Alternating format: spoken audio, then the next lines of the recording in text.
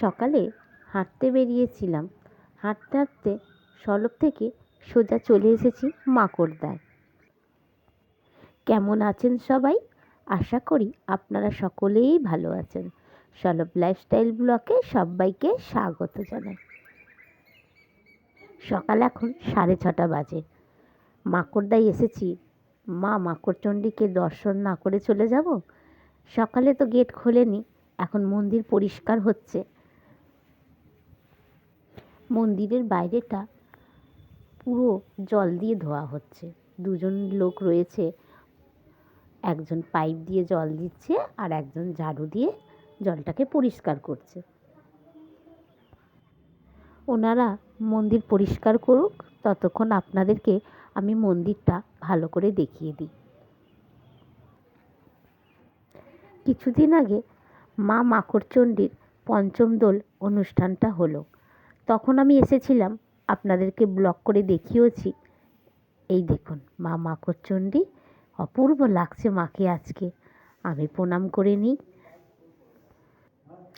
সকালবেলা তো এখন লোকজনের সংখ্যা খুবই কম, এখন তো লোকজন নেই। চলুন, বা মন্দির থেকে বাইরে বেরিয়ে দেখলাম একজন দিদি ঢ্যাঁড়স নিয়ে বসে আছে। তার থেকে একটু ঢ্যাঁড়স নিয়ে নিলাম। রাস্তায় আস্তে আস্তে এবার নেব একটু মাছ। এই দিদির কাছে জ্যান্ত মাছ রয়েছে, আমি একটু জ্যান্ত রুই মাছ নেব। নিয়েছি একটু জ্যান্ত রুই মাছ। চলুন এবার আর একটু ঘুরে দেখি বাজারে কি কি বসেছে। এই দেখুন মা মাকড়চণ্ডীর পুকুর, এখন তো জল নেই, পুরো শুকিয়ে গেছে। আমরা সলপ থেকে হাঁটতে হাঁটতে মাকড়দায় চলে এসেছি। যাবার সময় তো আর হেঁটে গেলে হবে না, তো তার জন্য একটা টোটো লাগবে। টোটো করেই আজকে আমরা তাহলে বাড়ি ফিরবো। হাঁটলে তো অনেকটাই সময় লেগে যাবে বলুন। পেয়ে গেছি আমরা একটা টোটো। চলুন বাড়ির দিকে এবার রওনা দিই। সকাল এখন 7:30 বাজে। চলে এসেছি গ্যাস গোডাউনে। বাড়ি গিয়ে আবার দুপুরে রান্না করতে হবে। টুম্পাও আমার সাথে চলে এসেছে। টুম্পার আমি একসাথেই বাজার করেছি, ওই জন্য ও আমার সাথে এসেছে। কিছু বাজার ও নিয়ে যাবে। আজকে 3 আঁটি কলমি শাক পেয়েছি 10 টাকায়। ওই জন্য 3 আঁটি পাওয়ার জন্য আমরা দুজনে ভাগাভাগি করে নিয়ে নিচ্ছি। ও আর আমি হাফ করে নেব। মাকড়দহ থেকে আমরা কি কি সবজি কিনেছি আজকে দেখাই। আমি নিয়েছি 1 কিলো ঢ্যাঁড়স, 3 আঁটি কলমি শাক, মাছ তো রয়েছে। চলুন চাও করে নিয়েছি একটু। ও শাকটা বাছতে থাকুক, গল্প করতে করতে আমরা একটু চা খেয়ে নিই। গরম গরম চা খেতে খেতে আজ দুপুরে কি কি রান্না করব সব সবজিগুলো কেটে নেব। আজকে কি রান্না করলাম আপনাদেরকে একবার দেখাই। স্যালাডের জন্য গাজর আর শসা কেটে নিয়েছি।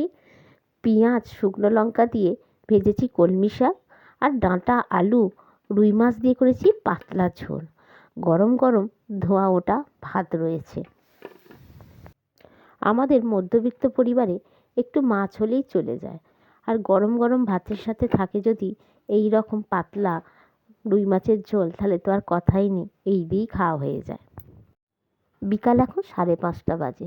ছাদে এসেছি, দেখছি অন্ধকার করে আসছে, হয়তো বৃষ্টি আসতে পারে। চলুন একবার আকাশটা আপনাদেরকে দেখাই। আকাশটা মনে হচ্ছে যেন শরতের আকাশ, ভেজা ভেজা তুলোর মতো মেঘগুলো ভেসে বেড়াচ্ছে। অপূর্ব লাগছে কিন্তু আকাশটা। চারিদিকটা একটু অন্ধকার করে আসছে আস্তে আস্তে। হাওয়াও দিচ্ছে, এই দেখুন কি সুন্দর হাওয়া দিচ্ছে।